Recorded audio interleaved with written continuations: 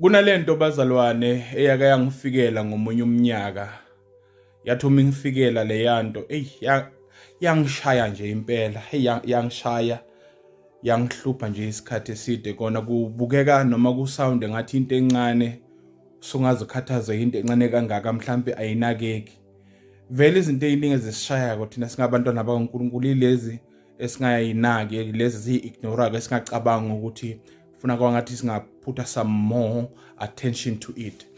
Lento yokuthi uma usindisiwe ungumntwana kaNkulunkulu uya esibhedlela uyohlola isihlobo sakho, uyohlola umnyeni wakho, uyohlola unkosikazi wakho, uyohlola umalume wakho, whoever uyofika umhlolo lapha emtholampilo. Ungakhohlwa wena usindisiwe ungumntwana kaNkulunkulu, kuyaye ucithe nayo isikhathi, uvusele, umnika ukudla, ukwenze konke lapha. Bese kufika isikhathi sokuthi uyahamba ebese-ke uyathandaza.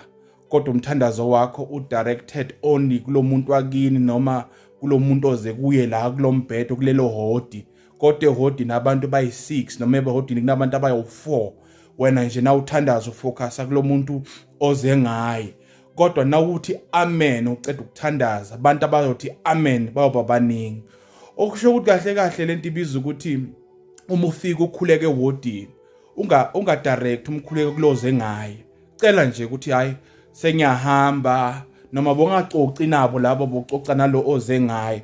Kodwa uma usuhamba cela nje ukuthi bengicela nje ukuthandaza, uthandazeke umkhuleke ubafake bonke bese kuthi amen bese uyahamba ke. Ngoba bazalwane lento ngishaya ngokuthi uma uthi wena amen akuthi amen kuphela lo wakini. Kwesinye isikhathi nalo wakini oze ngaye khande ukuthi akashongo amen ngoba isimo simqindezele kakhulu akakhonanga ukuthi amen. Kodwa bazothi amen ilabo abasemaceleni ongabanakile ngomkhuleko wakho, umkhuleko wakho ongakabafakanga.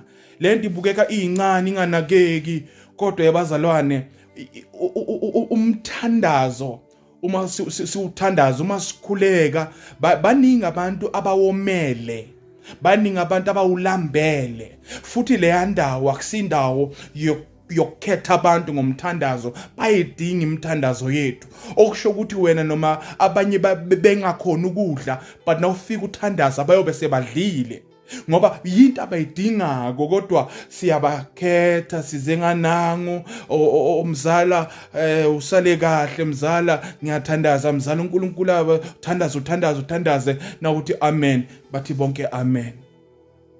Kubukeka njengento bazalwane enganakeki futhi engasiyisono futhi engasiyisinengiso.